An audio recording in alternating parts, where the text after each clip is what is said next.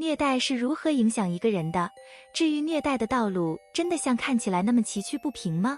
卓越社会关怀研究所对多种形式的虐待进行了排名，其中包括身体虐待、家庭虐待、性虐待、情感虐待、经济虐待、歧视虐待和组织虐待。对所有类型的虐待幸存者来说，治愈创伤的过程是一个高度相对的过程。尽管治愈创伤，成为一个完整健康的人是可能的，但有时虐待可能会在生活经历中产生挥之不去的影响，甚至可能会因为自己的方式而责备自己。承认所有可能的虐待形式有助于提高认知。如果曾经经历过任何形式的虐待，检视一下自己，看看创伤是否与以下任何形式的后遗症有关。1. 在社交场合有困难。在介绍新面孔进入自己的生活时，会非常谨慎吗？作为一个经受过虐待创伤的幸存者，对安全的基本需求一直处于危险之中，这使大脑始终对未来的危险保持警惕。对某些人或环境的突然反应表明，这让自己想起经历过的精神或情感虐待。使用肢体语言暗示是一种自我安慰的方式。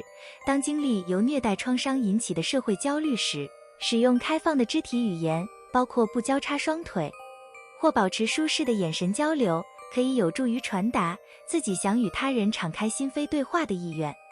2. 身体健康有问题。胃、头或身体的其他部位有没有什么似乎没有明确原因的疼痛？经历过苛待或虐待也会导致身体健康问题，这些都可能会引发出极度的压力，还会对当事人免疫系统产生负面影响。在一项研究中得出结论，对儿童虐待会损害他们与功能或成长相关的大脑区域。对外寻求支持可以有助于了解自己因受虐待而感到最受伤的一面，注意自己有没有善待自己的身体、思想或内心。3. 肢体语言理解。认为自己有多善于察言观色，擅长读懂别人脸上闪现的微表情吗？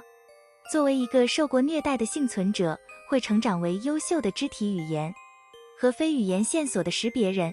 这种技能源于从小就需要保护自己，高度警惕性培养出识人的能力，能够识别出那些感觉安全的人，而不是那些感觉对自己的幸福有害的人。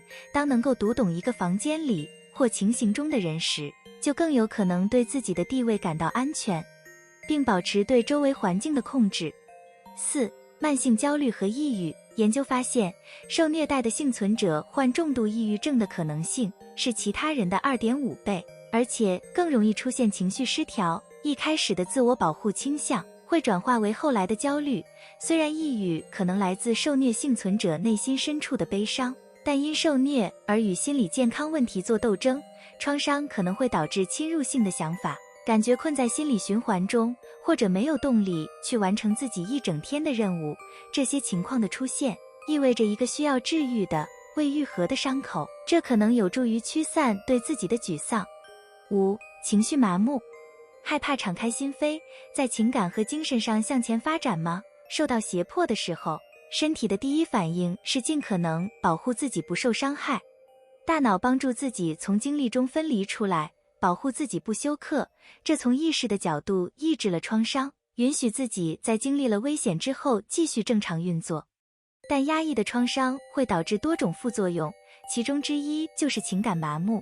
虽然分离情绪可能会让人感觉安全，但让情绪愈合和让情绪战胜困难，也是赶走负面情绪的关键。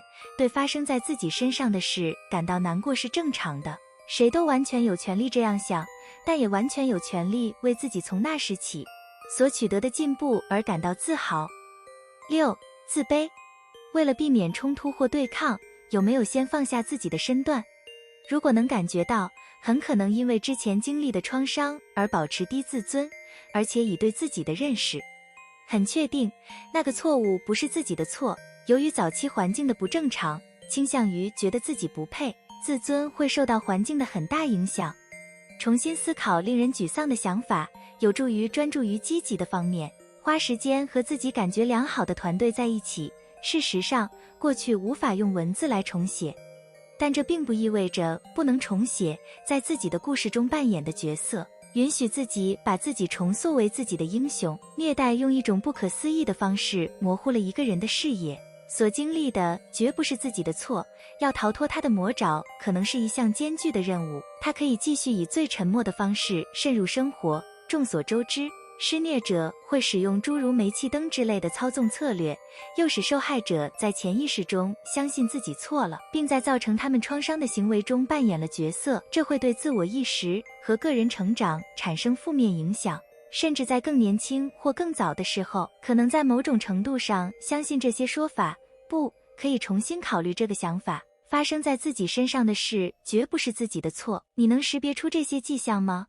如果可以，觉得这支影片帮你识别出它们了吗？欢迎在下面留言区写下你的想法、经验或建议。如果觉得这支影片有帮助，一定要点赞并分享，不要忘记订阅我们的频道并开启小铃铛，这样无论什么时候我们发布新影片，您都能收到通知。参考文献在资讯栏。感谢收看，我们下支影片不见不散。